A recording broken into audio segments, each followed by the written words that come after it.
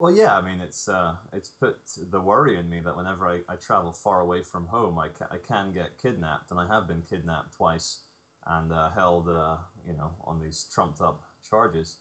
I'm obviously hoping for either a dropping of the charges or a complete not guilty verdict for both of them. But it won't really affect the work I do. It will carry on. But I guess I just need to be a bit smarter about it. But it's terrible, James. The idea to think that I might have to self-censor and worry about what I say in case of kidnapping by thugs. It would be a victory to the dark forces if I were to compromise my message or what I do because of fear. But I have to admit, I am scared. I am scared. I've lost sleep over it. It was very traumatic. It was the worst experience of my life. And you see how if they make you a bit scared, they own you a little bit. And it's a very, very invasive and horrible feeling to be suffering. But going forward, I think I want to maybe I've always been against organizations or pyramid structures, but I need to maybe develop a community around me, or not around me, but a community of like-minded people to look out for each other. Maybe a few hundred or 1,000 or so people who will, almost in a way, be a gang, but a gang for good, to look out for each other, because as individuals we can't achieve anything hardly, and it's just nice to know we have family and friends. And a community, I think, is necessary. I agree wholeheartedly. Yeah, we don't need hierarchical pyramidal structures, but we definitely need groups of like-minded individuals to come together at times of need and watch out for each other, for sure. Yeah. What's the situation like in Japan with the New World Order and the police state, James? That's a good question. The police, I would say, are not a presence here in a day-to-day, everyday sort of setting.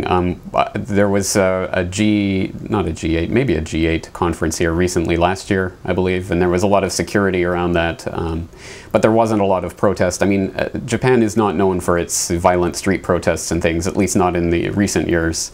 So you wouldn't notice the police on a day-to-day basis here, but they do have powers to do things like foreigners who are in Japan have to carry around a foreign identification card, and they have to present it to police upon request. There's no arguing about it, and if you don't have it, they can send you to jail for it. So, I mean, there are some pretty repressive things going on, but the police state as a presence that you would notice on the street is just not really something here. In fact, crime is not usually so in your face here. It's not as pressing as it is in a lot of Western countries. No, it's funny. When I landed back in Britain, and my girlfriend picked me up from Heathrow Airport in London, and it's funny because I've done maybe about 100 videos on YouTube, and most of them include some form of hugging or cuddling the police, and there's smiles and there's that human connection. And after leaving Canada and coming back to Britain, I'd almost look fondly with a slight tear in my eye when the police van went past with the sirens blazing.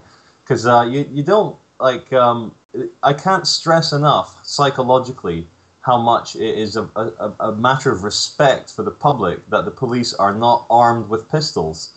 And the fact that they're public servants and that they don't carry weapons of death makes, I think, the British public behave maybe more in a more civilized manner. They have a lot more respect for the police. So I never thought I'd hear myself say this, but after my time in North America, and again, I want to stress it's not a Canada issue. It's a New World Order G20 issue.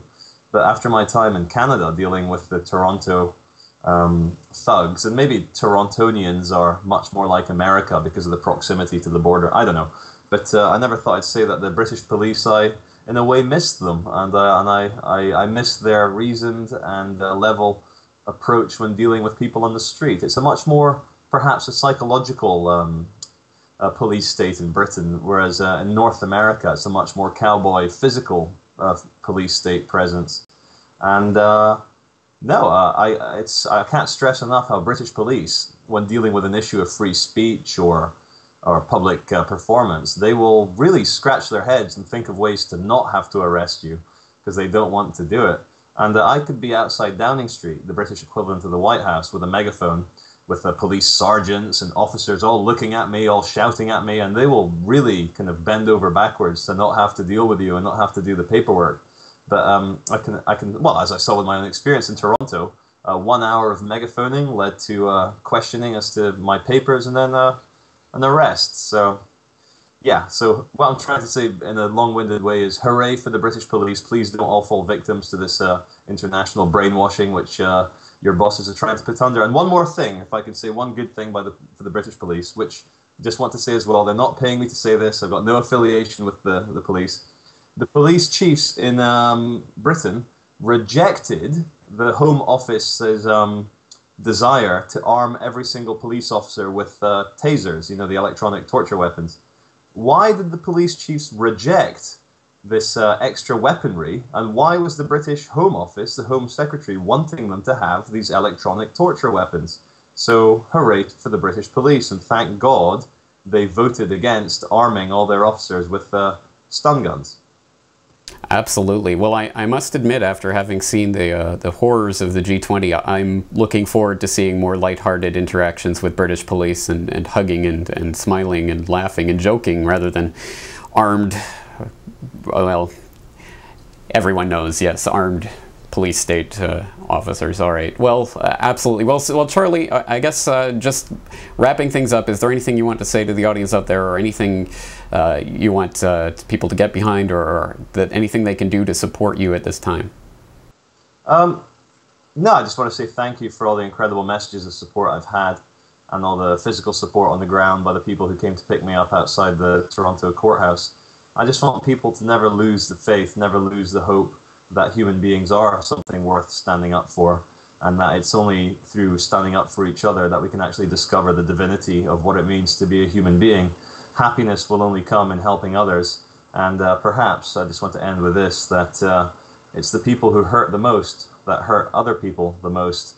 And imagine how brutalized the North American police feel having to wear those uniforms and drive around in their cars with shotguns and big guns and be part of a fascist culture which makes them take steroids and testosterone supplements and shave their heads like Marines. It must be very, very difficult for their souls as human beings to have to deal with that. So I think we just need a message of forgiveness, but also of reminding each other that our lives have value as human beings, and that there is a breaking point where we will, you know, start to stand up for each other in much more organized and aggressive ways. But hopefully it'll never come to that, and I don't want it to ever come to that. But I am a human being, and there are things which I would happily die for. One of them obviously being my friends and family and my girlfriend. So it's just, what I'm trying to say is, let's not let history repeat itself, and just let's all stick together. And watch what you're saying about shaved heads. I'll have you know it's a noble haircut. All right, all right, Charlie Veitch, cveitch.org. We're behind you. We support you, and looking forward to more of your incredible work in the future. Thank you again for coming on today. Thanks, James, for having me on. I'll speak to you soon.